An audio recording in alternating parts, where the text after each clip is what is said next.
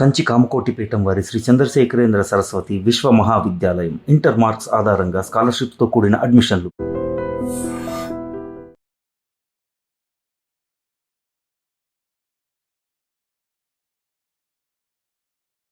నీతో చెప్తున్నాడు తన్ని లవ్ చేస్తున్నాను, గేమ్ ఆడుతున్నాడు. మీ అన్నయ్య గ్యాంగుల్లో చేరి వాళ్ళతో గేమ్ ఆడుతున్నాడు. వాడి లైఫ్ ని రిస్క్ లో పెట్టుకుంటున్నాడు. మీ ఇద్దరికి విషయం తెలుసా? అసలు వాడు ఫ్యాషన్ ఫోటోగ్రాఫరే కాదు. వాడు డాన్ అయిపోయిన ఆశతోటి 15 సంవత్సరాల క్రితం మా ఊరిదే పారిపోయి హైదరాబాద్ లో తేలాడు. వాడి ప్రాణానికి ఏమైనా ముప్పు వస్తుందేమోనని నాకు భయంగా ఉంది. అంతేకాదు, వాడి గురించి నిన్న నాకు నిజం తెలిసింది. మనం ఇంకొకరు చూసి ఇంప్రూవ్మెంట్ లేకపోతే ఆపరేషన్ చేద్దాం. Okay doctor. ఆపరేషన్ అంటున్నారేంటి? నాకేదో భయంగా ఉంది. నువ్వే కంగారు పడుకో, నేను చూసుకుంటాను. ఇలా ఎంతమందిని చూసుకుంటున్నావు? మీరెందుకు వచ్చారు ఇక్కడికి? వాళ్ళు రాలేదు, నేనే తీసుకొచ్చాను. ముందు వాళ్ళు అడిగిన దానికి సమాధానం చెప్పు. ఎవరు వీళ్ళు? చెప్పడానికి ఇది టైము కాదు, ప్లేసు కాదు. ముందు అలా దీనికి తీసుకెళ్ళు. మేము వెళ్ళడానికి రాలేదు, ముందు మాకు సమాధానం కావాలి. తనెవరు? ఇంకో లవరా? ఏ ఆన్సర్ లేదా? చెప్పు సీను. ఏం చెప్తాడు? నాతో లవ్ అన్నా, నాకు తెలియకుండా నా ఫ్రెండ్ ని లవ్ చేస్తున్నావు. చెప్పు, ఇప్పుడు మా ఇద్దరికి తెలియకుండా దీంతో కాపురం చేస్తున్నావా? సీను, ఏంట్రా ఇదంతా? ఊరుకో అక్క. అక్క? అక్క? అవును, అంతకంటే ఎక్కువ.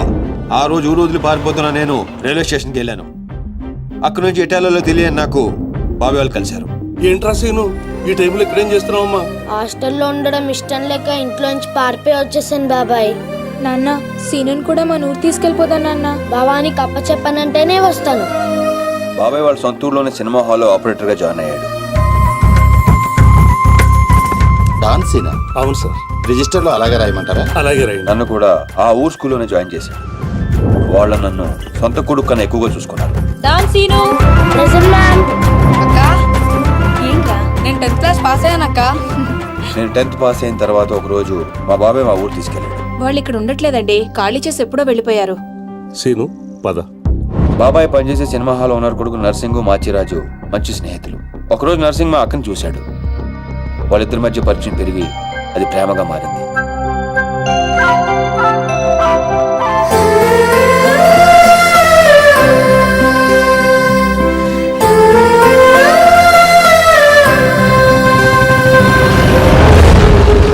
కానీ నర్సింగ్ వాళ్ళ నాన్నకి వీళ్ళు ప్రేమించుకోవడం నచ్చలేదు. నేను ఆ అమ్మాయినే పెళ్లి చేసుకుంటా, నీకు ఇష్టమున్నా లేకున్నా. వాడు బాగా ఇష్టపడ్డాడు కదా, ఒప్పుకోండి. నేనేమన్నా కాదన్నానా? దాన్నే చేసుకో. నర్సింగ్ తో అక్క పెళ్లి సంగతి తెలిసిన మేము అందరం ఎంతో ఆనందపడ్డాం. కొడుకు ముందు పెళ్లి ఒప్పుకున్న పాండురంగారావు వెనకాల మాచిరాజుతో కలిసి కుట్ర పన్నాడు. పెళ్లికి ముందు రోజు రాత్రి లక్ష్మి, నర్సింగ్ వల్ల నాన్న వాడి ముందు పెళ్లికి ఒప్పుకొని వాడి వెనకాల ఏదో కుట్ర పన్నుతున్నాడు. రేపు పొద్దున్న మీ పెళ్లి చెడగొట్టడానికి ప్లాన్ చేశాడు. కానీ నర్సింగ్ ఈ రాత్రికే పక్క ఊరి రామాలయంలో పెళ్లి చేసుకుంటాడంట. అర్జెంట్ గా తీసుకురమ్మని నన్ను పంపించాడు. పద పద. నాన్నగారితో చెప్పండి అన్నయ్య. ఇలా మాయమాటలు చెప్పి మా అక్కని తీసుకెళ్లాడు మాచిరాజు. ముందే వేసుకున్న ప్లాన్ ప్రకారం మొత్తం మంది కలిపిన కూల్ డ్రింక్ ఇచ్చాడు మాచిరాజు. ఏంది నాన్న నువ్వు మాట్లాడేది? స్నేహితుడు నా మాచిరాజును సంకరెక్కించుకున్నావు. వాడు ఇప్పుడు దాంతో కొలుగుతున్నాడు. అయ్యా, ఆ మాచిరాజు నా కూతుర్ని ఎక్కడికో తీసుకుని పోయాడు. అయ్యా నేను నమ్మను. అయ్యా, ఆ మాసిరాజుతో ఈ సీతారామయ్య కూతురు లాస్ట్ బస్ వెళ్తుందయ్యా.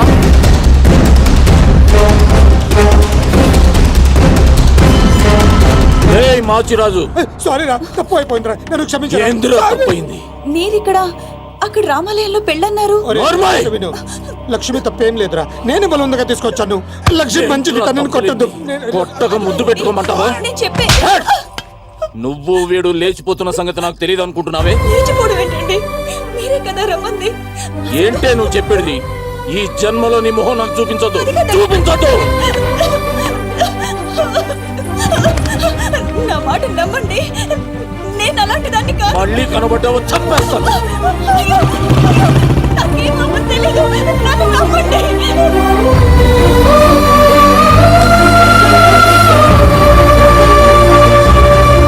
జరిగిన అన్యాయం తట్టుకోలేక మా అక్క తనతో పాటు తన కడుపులో పెరుగుతున్న బిడ్డను కూడా చంపుకోవాలనుకుంది. అక్క ప్లీజ్ అక్క, దూకద్దక్క. ఏంటమ్మా ఇది? మా అక్క మీద లేని పని నిందలేసి ఊరి నుంచి వెళ్ళగొట్టాడు ఆ పాండురంగారావు. ఈ కుట్ర వెనకాల ఉన్న మాచిరాజుకు చెప్పుడు మాటలు విని మా అక్కని అన్యాయం చేసిన నర్సింగ్ కు బుద్ధి చెప్పాలని ఆ రోజే డిసైడ్ అయ్యాడు. మీ అన్నయ్యలు చేసిన తప్పుకి వీడి తండ్రి ఉండి కూడా లేనోడయ్యాడు.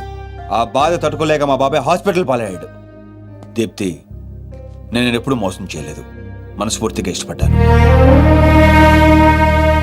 నీతో లవ్ అని చెప్పి నేను హర్ట్ చేసినందుకు I'm very sorry Priya. Sorry ఎందుకు? నేనే నీకు థ్యాంక్స్ చెప్పాలి. ఇదంతా చేసింది మా వదిన కోసమేగా. సీను, ఈ రోజు నుంచి మేము నీతోనే ఉంటాం. సీను, ఏంటిదంతా? ఉద్యోగం చేస్తున్నానని చెప్పి మమ్మల్ని సిటీకి తీసుకొచ్చి నువ్వు చేస్తుంది ఇదా? వాళ్ళు ఎలాంటి వాళ్ళో నీకు తెలుసు కదా. నిన్ను కూడా మాకు దూరం చేస్తారేమో. వద్దు, ఇక్కడి నుంచి వెళ్ళిపోదాం. లేదక్క, వాళ్ళని లైఫ్తో ఆడుకున్నారు. గేమ్స్ నేను ఆడగలను, అందుకే మొదలు పెట్టాను. దానికి ఫినిషింగ్ ఎలా ఇవ్వాలో నాకు తెలుసు.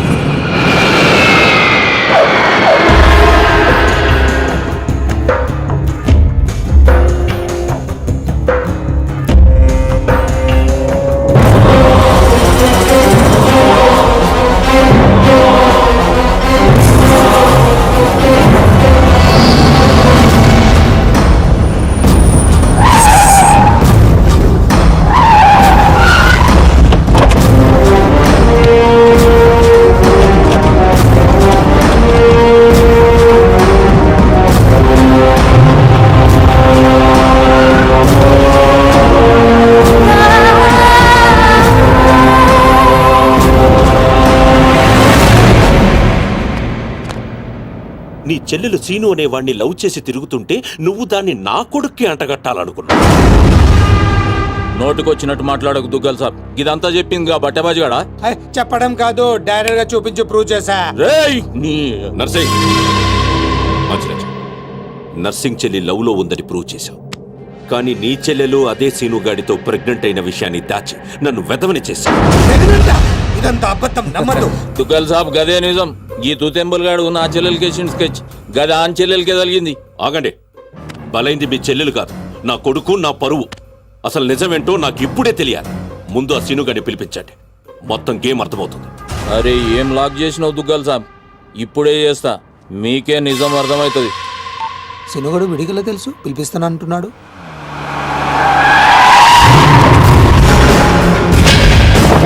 ఈ కన్ఫ్యూజన్ మొత్తానికి వీడే కారణం సార్.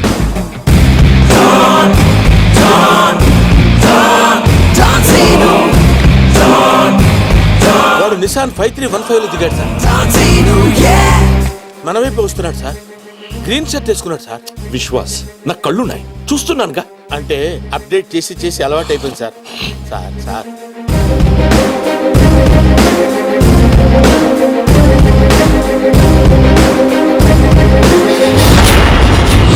చెప్పు, నువ్వు లవ్ చేసింది ఈ నర్సింగ్ గాడి చెల్లెనని. ఏయ్ సీను, ఈ దేడిది మగ్గానికి చెప్పు, వాని ప్లాన్ ఎట్లా రివర్స్ కొట్టినావు? నా చెల్లెలు ప్రెగ్నెంట్ అంటున్నారా? అది నిజమైతే నా పరువు మొత్తం పోతుంది. సును, నా చెల్లెలి లైఫ్ రా. చప్పుడు చేయవేం రా? నీ వెనుక నేనున్నా, భయపడకుండా నిజం చెప్పు. సార్ వీడు మోగోడేమో సార్, మధ్యలో వాడేవాడు. అంటే వీళ్ళలాగే అచ్చం ఇంకొకడు ఉన్నాడు సార్. వాడు చాలా నైస్ బాయ్ సార్. నిన్ను చంపేస్తాను సార్. కొత్త కన్ఫ్యూజన్ తేవకు. అంటే వీడు వాడేనేమో వచ్చిందో. సును, నీ కాళ్ళు పట్టుకుంటా, దాని జీవితం నాశనం అయిపోతుంది. నిజం చెప్పు. నేను నిజం చెప్పాలంటే నువ్వు చెప్పాల్సిన నిజం ఇంకోటి ఉంది. చెప్తాను, నువ్వు ఏది చెప్పమంటే చెప్తాను. ఏంటా నిజం? అక్కా,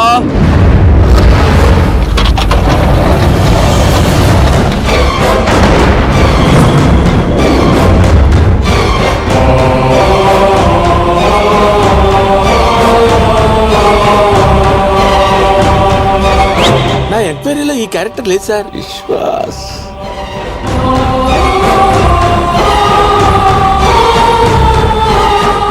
గుర్తుపట్టావా? నీకు తనకి అక్రమ సంబంధం ఉందని అందరినీ నమ్మించి నీ స్నేహితుడు పెళ్లి చేసుకోవాల్సిన అమ్మాయి జీవితం నాశనం చేశావు.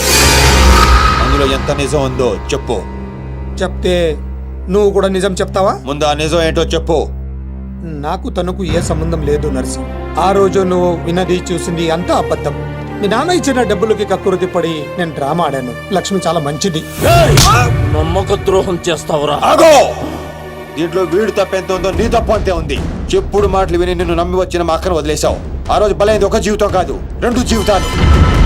నువ్వు వదిలేసిన రోజు మా అక్క కడుపుతో ఉంది. అవునన్నయ్య, వీడు నీ కొడుకు.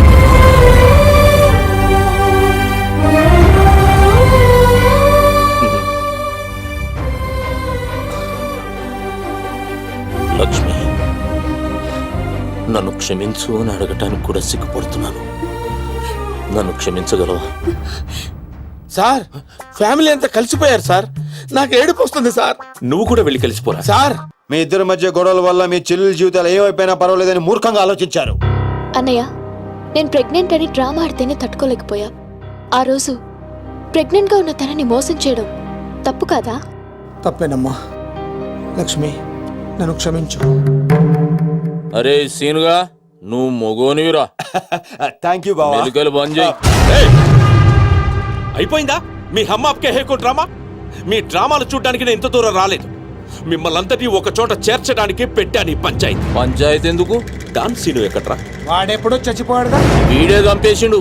నా కొడుకుని కొట్టిన డాన్ సీను గాడిని కళ్ళ ముందే పెట్టుకొని ఇంకా డ్రామాలు ఆడుతున్నాడు. అడిగల తెలుసు మనమే. అవును, నీ కొడుకుని పావబాజీ చేసిన డాన్ సీను నేనే. ఇప్పుడే పీకుతావు. 1 సెంటీమీటర్ ఉన్న ఒక్క బుల్లెట్ చాలు నిన్ను చంపడానికి. కానీ అంత ఈజీగా నువ్వు చావడం నాకు ఇష్టం లేదు. ఎంత టార్చర్ పెట్టావు.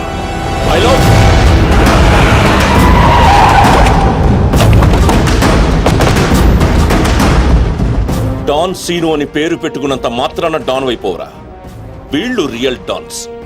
నిన్ను పీసులు పీసులు చేస్తారు. They will make you to pieces. మీరు చెప్పింది దుగ్గల బాబాయ్ అద్దరింది. ఈ సీన్ కోసమే నేను చిన్నప్పటి నుంచి వెయిటింగ్. ఇన్నాళ్ళు ఫ్యామిలీ సెంటిమెంట్ అట్టొచ్చి డాన్ సీన్ గాని తొక్కేశాను. ఇప్పుడు ఆడు తన్నుకుంటూ వచ్చేస్తున్నాడు. దుగ్గల బాబాయ్ ఇడా తగినచ్చాడు. ఇది గట్టి తగిలేస్తాయి. டானே நீ இல்லடா. எங்க தமிழ்நாட்டுல ஒவ்வொரு தெருவுல ஒவ்வொரு டான் இருப்பான்டா. நீ டான்னு சொல்லிக்கிட்டு வந்தா வெட்டிடு வேண்டாம் உன்னை. అబ్బా, అరే డాన్ బామర్ది, బావా. ఈ కర్రె కొడుకులంతా ఎర్రగా కారం రంగులోకి రావాలి. నువ్వేం చేస్తావో నాకు ఎరకలే. వీళ్ళ అరుపులు వాళ్ళ నేటివ్ ప్లేసులు దాకా పడాలి.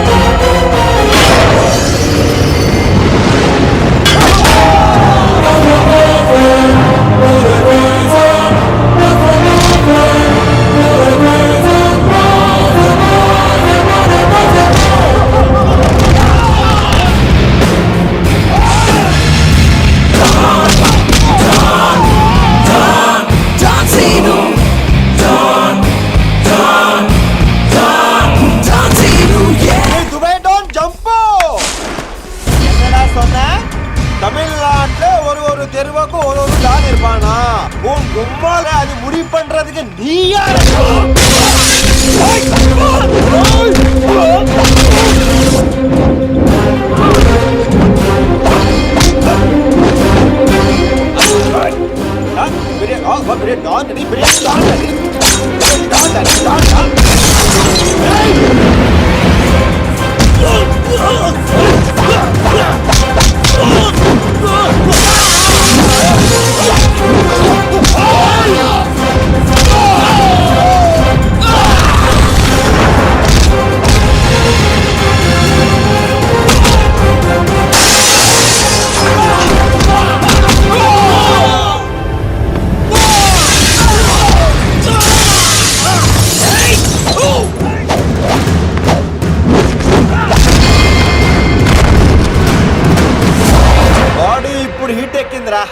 ఇప్పుడు చూసుకుందాం.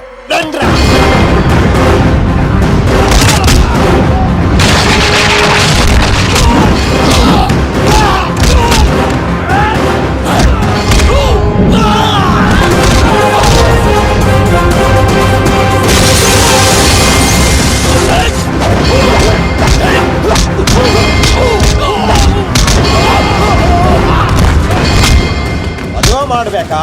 ಅವ ಹೇಳಿದಿಲ್ಲ ನೀ ದೊಡ್ಡ ಡಾನ, ಜಾಸ್ತಿ ಬಿಲ್ಡಪ್ ಕೊಡಬೇಡ. ನಾನು